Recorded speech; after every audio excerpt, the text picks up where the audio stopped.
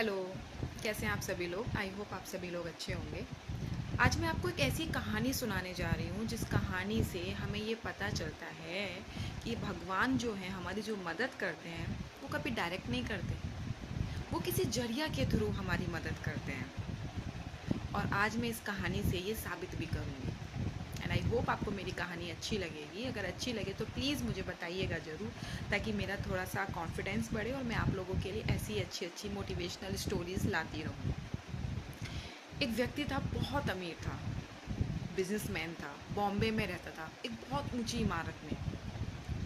वो रोज़ शाम को छत पे अपने टहलने के लिए आता था। वो रोज़ देखता था कि सामने एक छोटा सा बालक है जो झुग्गी झोपड़ियों में रहते हैं। वो बच्चा रोज़ शाम को आता है और एक गुब्बारा लेके आता था साथ में, बलून। और वो रोज़ शाम को मतलब उसको एक गुब्बारा छोड़ते हुए देखता था आकाश में। एक दिन क्या हुआ कि वो शाम को थोड़ा आने में लेट हो गया। उसने देखा कि सामने वो बच्चा आज नहीं आया। फिर उसे यह एहसास हुआ कि शायद उसी को आने में आज देरी हो गई है। शायद वो बच्चा आया होगा और उसने अपना बलून छोड़ दिया होगा। तभी वो देखता है अपनी नज़र, जैसे ही वो अपनी नज़र ऊपर करता है तभी उसको देखता है, तभी उसको दिखाई देता है कि जो वो एक बलून है वो उसकी जो पानी की टंकी है उसमें इलझ रहा है। वो जाता है, उस बलून को उतारता है और देखता है कि उस बलून में लिखा हुआ था कि भगवान मेरी मदद करो, मेरी माँ की तबीयत बहुत ख़राब है, मुझे आपकी ज़रूरत है। वो इस मैसेज को पढ़ता है, उस बलून पे लिखे, उसे रात भर नींद नहीं आती और वो सुबह उठते ही उस बच्चे की तलाश में निकल जाता है। उन्हीं झुग्गी झोपड़ियों में जाता है, उस बच्चे को ढूंढने लगता है और वो बच्चा उसे मिल भी जाता है। जैसे ही वो उस बच्चे के घर के बाहर जाता है, खटखटाता है, बच्चा बाहर निकलता है, तो वो उसे देख के उसे बड़ी खुशी होती है कि फाइनली मुझे बच्चा मिल गया जिसको मैं ढूंढ रहा था। वो उस बच्चे से पूछता है कि क्या तुम्हारी माँ की तबीयत ख़राब है? वो बच्चा बोलता है कि हाँ, मेरी माँ की तबीयत ख़राब है। आपको कैसे पता? तो वो कहता है मुझे बस पता है, पहले मुझे ये बताओ कि तुम रोज़ गुब्बारे क्यों छोड़ते हो ऊपर?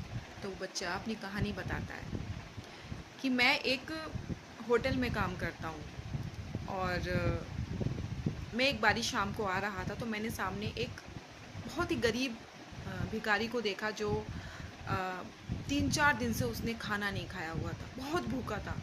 तो वो मेरे से कहता है कि मुझे कुछ खाना खिला दो और भगवान तुम्हारी मदद करेंगे।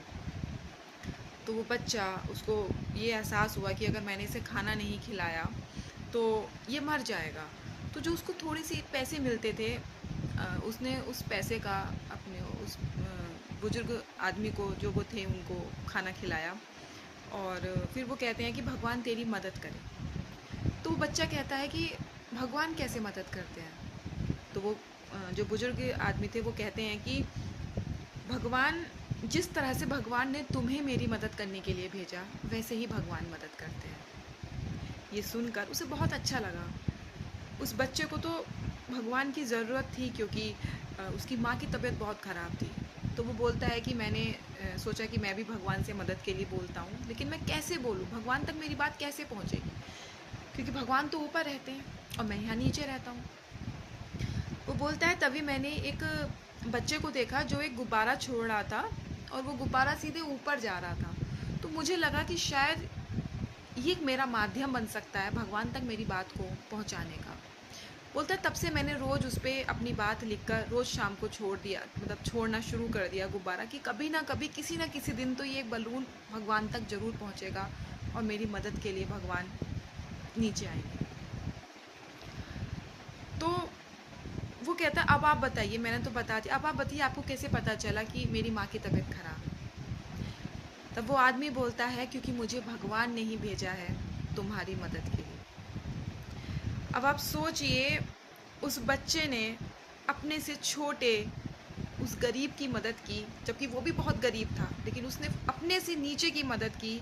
तो भगवान ने फिर उसकी मदद के लिए एक एक अच्छे इंसान को भेजा जिसने उसकी माँ का इलाज कराया और उसके खर्चे पानी के लिए भी काफ़ी पैसे दिए।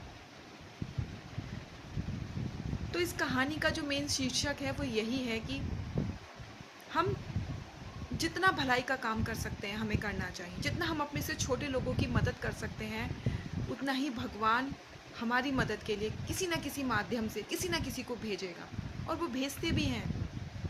हम परख नहीं पाते हैं, हमें परखने की ज़रूरत है। आई होप आपको मेरी कहानी अच्छी लगी हो। अगर अच्छी लगी हो तो प्लीज़ मुझे कमेंट सेक्शन में ज़रूर बताइए।